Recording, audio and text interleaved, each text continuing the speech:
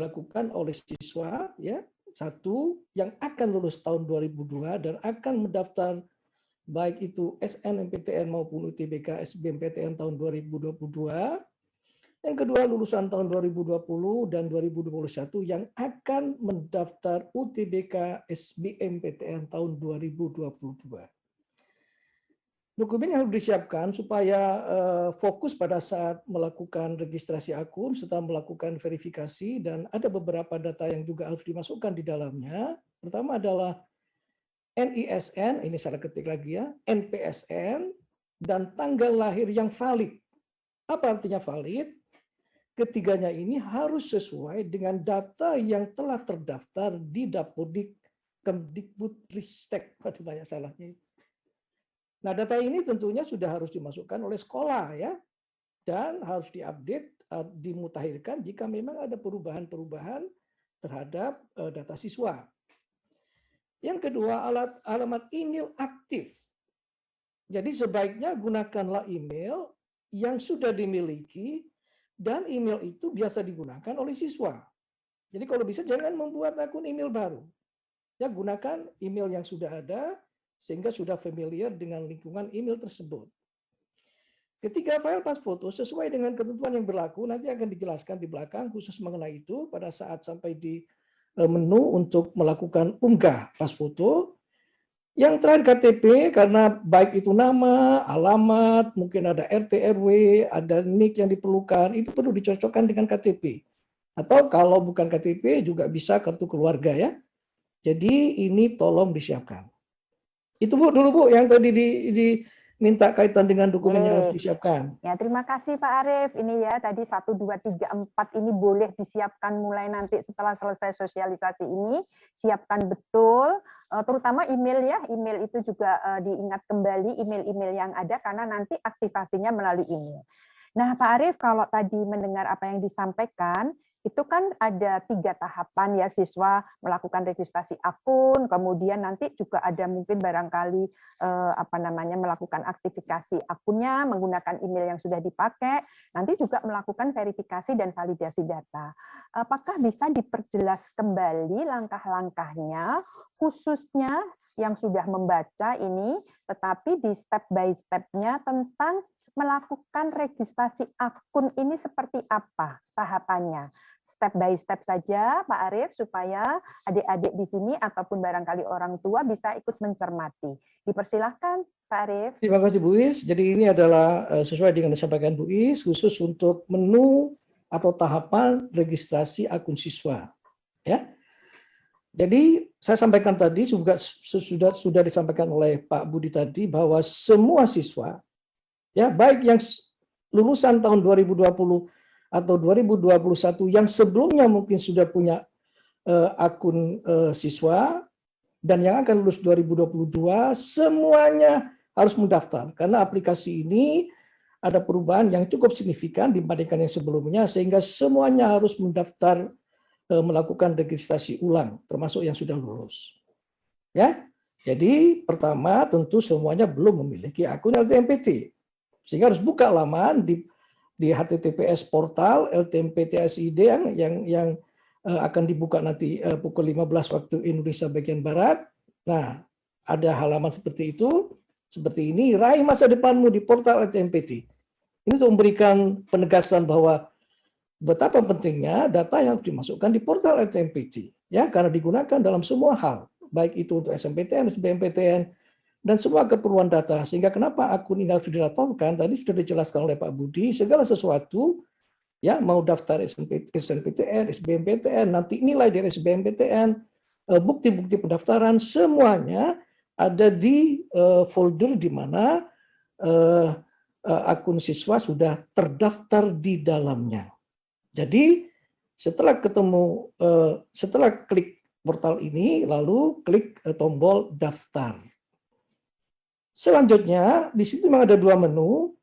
Menu yang pertama adalah sekolah, ini sudah mulai dibuka tanggal 4 kemarin, dan ini adalah untuk siswa.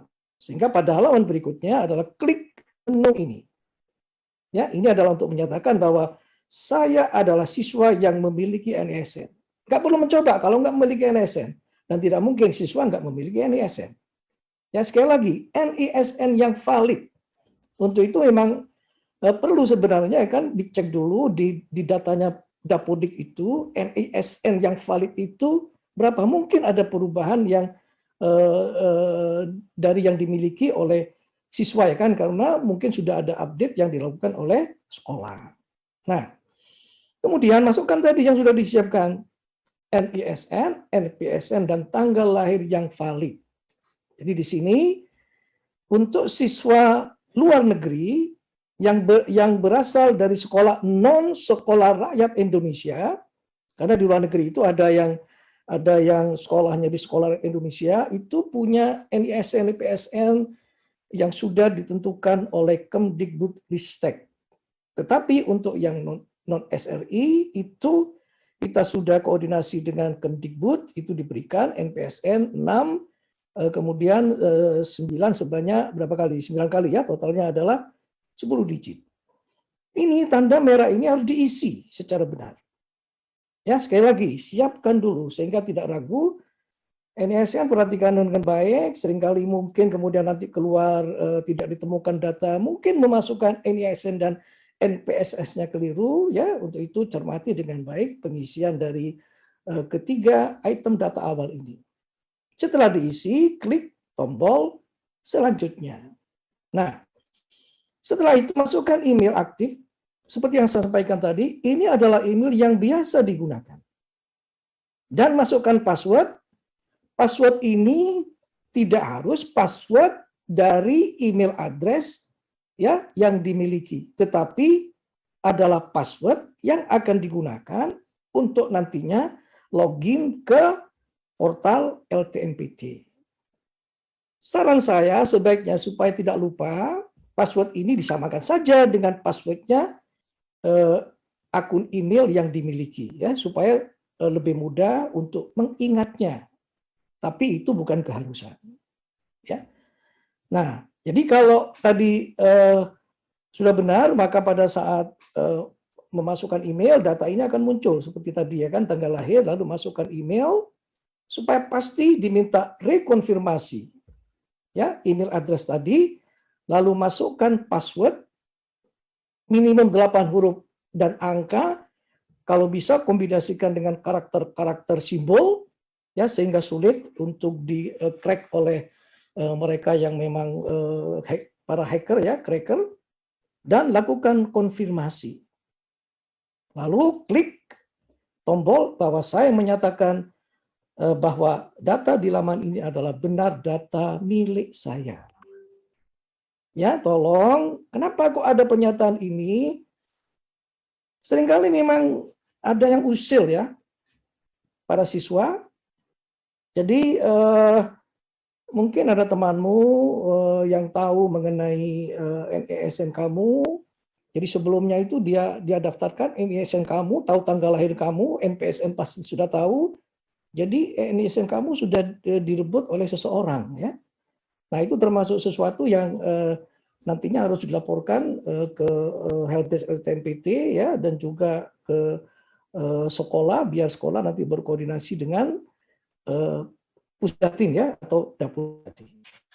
Nah, setelah klik tombol daftar akan muncul notifikasi bahwa pembuatan akun LTMPT dengan username email address tadi telah berhasil dilakukan. Maka selanjutnya silakan membuka inbox dari akun email yang biasa dipakai. Tapi seringkali oleh karena kiriman email dari LTMPT itu adalah email baru, seringkali oleh mailer dari email yang dipakai itu dia dimasukkan sebagai spam. Sehingga jangan kaget ketika misalnya masuk logo tidak terkirim, cek juga di spam. Siapa tahu email konfirmasi mengenai pembuatan LTMPT akun itu masuk ke dalam folder spam email Anda. Ini penting karena tanpa ini maka akun Anda tidak akan teraktivasi. Ya. Nah, begitu setelah membuka inbox maupun spam, lakukanlah aktivasi dengan menekan tombol ini ya. Ini adalah alamat emailnya yang memang kita hidden ya kan, nanti untuk demo mungkin dari salah satu siswa yang bersedia untuk digunakan datanya untuk kepentingan demo. Nah, mohon abaikan email ini jika tidak melakukan pendaftaran akun LTMPT. Ini adalah sebuah konfirmasi yang biasa digunakan ya kan. Siapa tahu ada kesalahan email yang terkirim itu. Nah, selesailah itu untuk aktivasi akun. Nah, begitu akun telah aktif, berikutnya harus login ke laman portal LTMPT. Ini belum selesai. Nah, untuk login ke portal, seringkali siswa itu lupa password. Nggak usah panik. Jika siswa lupa password, buka portal, akan ketemu seperti laman tadi. Ya, setelah laman muncul, oleh karena yang lupa password, ya tentu masuk ke portal, ya klik di sini adalah lupa kata sandi. Ya, ini kalau dipilih yang berbahasa Inggris, ini akan berbahasa Inggris. Ini yang dipilih adalah ID. Ini ada opsi yang bisa dipilih ya, mau pakai bahasa Inggris atau pakai bahasa Indonesia. Nah, setelah klik lupa kata sandi tadi, maka akan diminta emailnya. Ya, kalau email sampai lupa, ini rada kebacut. Itu kenapa saya katakan tadi, gunakanlah email yang biasa digunakan. Dan kalau itu sudah biasa digunakan, nggak mungkin seseorang itu lupa email address-nya sendiri. Jadi masukkan email address-nya, tadi yang sudah dilakukan aktivasi akun, klik lupa password. Ya, maka kemudian kalau memang akun dengan email tersebut yang dimasukkan ini sudah terdaftar, akan muncul notifikasi, ya email reset password telah dikirimkan ke email address tadi. Mohon untuk dibuka pada folder inbox atau juga spam untuk melakukan reset password. Ya, untuk itu masuk ke inbox spam folder, klik reset password. Maka password baru ya akan dikirim, masukkan password baru, konfirmasi ulang, dan password baru tersebut akan muncul notifikasi seperti ini bahwa password Anda berhasil diubah. Silakan kemudian login ke LTMPT atau kembali ke portal LTMPT. Jadi saya kira itu Bu Is untuk tahapan terkait dengan registrasi langkah awal untuk melakukan registrasi, dan siapa tahu pada saat setelah melakukan registrasi